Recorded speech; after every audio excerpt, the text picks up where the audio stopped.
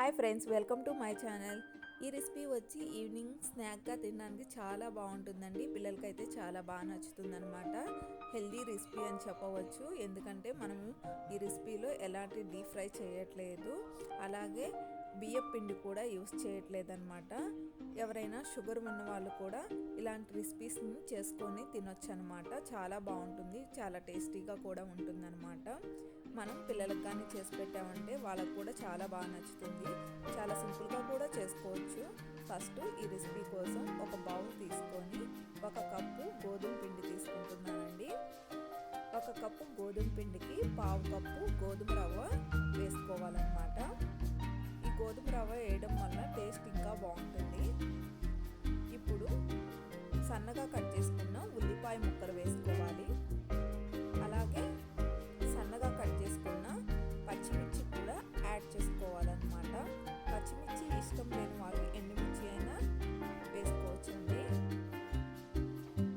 అలాగే కొంచెం కొత్తిమీర యాడ్ చేస్తున్నాను. మీ దగ్గర కానీ కరివేపాకు ఉంటే కరివేపాకు కూడా సన్నగా కట్ చేసుకొని వేసుకోండి, చాలా బాగుంటుంది. అలాగే కొంచెం సాల్ట్ వేస్తున్నాను, టేస్ట్కి సరిపడా సాల్ట్ వేసుకోవాలి.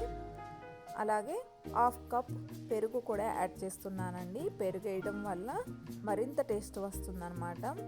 మీ కాడ పెరుగు లేకపోతే మజ్జిగ ఉన్న యాడ్ చేసుకోవచ్చు.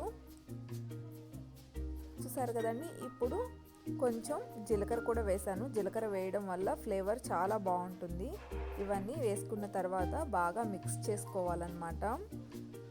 ఇప్పుడు కొంచెం ఆయిల్ కూడా వేస్తున్నానండి. ఇది రైస్ బ్రాన్ ఆయిల్ అన్నమాట. మీ దగ్గర సన్ఫ్లవర్ ఆయిల్ ఉంటే సన్ఫ్లవర్ ఆయిల్ వేసుకోవచ్చు. మీరు ఏ ఆయిల్ యూస్ చేస్తే అదే వేసుకోవచ్చు. ఇప్పుడు చూడండి, ఒక పేపర్ తీసుకొని పేపర్ మీద చెక్కలాగా చేత్తో తట్టుకోవాలి. అలాగే స్టవ్ మీద ప్యాన్ పెట్టుకొని ఫ్రై చేసుకుంటున్నానండి. మనం పప్పు చెక్కలు చేసుకుంటాం కదండి, అలాగే మనం డీప్ ఫ్రై చేయకుండా ఇలా షాలో ఫ్రై చేసుకుంటున్నాం అన్నమాట. ఇలా 2 వైపులు తిప్పుతూ ఫ్రై చేసుకోవాలండి. ఈ చెక్కలకి ఎక్కువ ఆయిల్ కూడా పట్టదండి. చూసారు కదండి, నేను వేసిన ఆయిల్లోనే ఇంకా పెనం మీద కొంచెం ఉంది.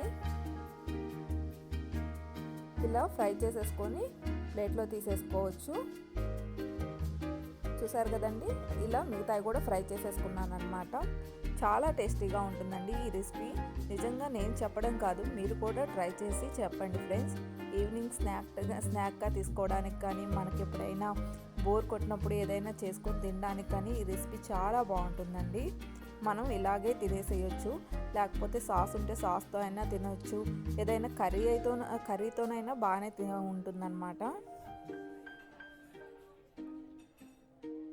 ఈ రెసిపీ కనుక మీకు కానీ నచ్చినట్లయితే మీరు కూడా తప్పకుండా ట్రై చేసి ఎలా ఉందో నాకు కమెంట్ రూపంలో చెప్పండి ఫ్రెండ్స్.